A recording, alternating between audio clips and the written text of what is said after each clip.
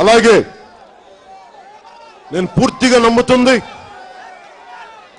కుల ప్రస్తావన లేని రాజకీయాలు రావాలి. ఒక రోజున ప్రతిపక్ష నాయకులు నేను 30 సంవత్సరాలు ఉండాలి, ముఖ్యమంత్రిగా ఉండాలని కోరుకుంటా ఉన్నారు.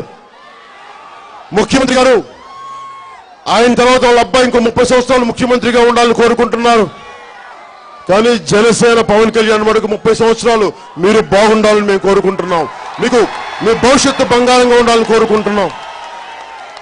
అడగండి, ఎవరిని అడుగుతారు కదా, తెలుగుదేశం వాళ్ళకి వైసీపీ వాళ్ళకి జనసేనకి తేడా ఏంటంటే వైసీపీ వాళ్ళు 30 సంవత్సరాలు ముఖ్యమంత్రిగా ఉండాలనుకుంటున్నారు.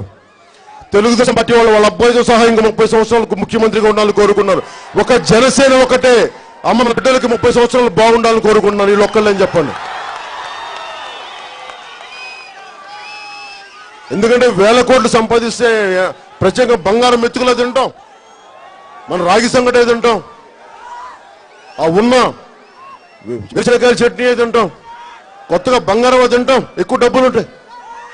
కానీ వీళ్ళ డబ్బులు సంపాదిస్తుంది కేవలం సంపాదనకైతే, వాళ్ళ సంపాదనకైతే నాకు ఇబ్బంది లేదు. కానీ వాళ్ళు డబ్బులు సంపాదించి మనం ఎలా బతకాలో చెప్తున్నారు, మనం ఎలా బానిసలుగా ఉండాలో చెప్తున్నారు. దానికి జనసేన చాలా వ్యతిరేకం.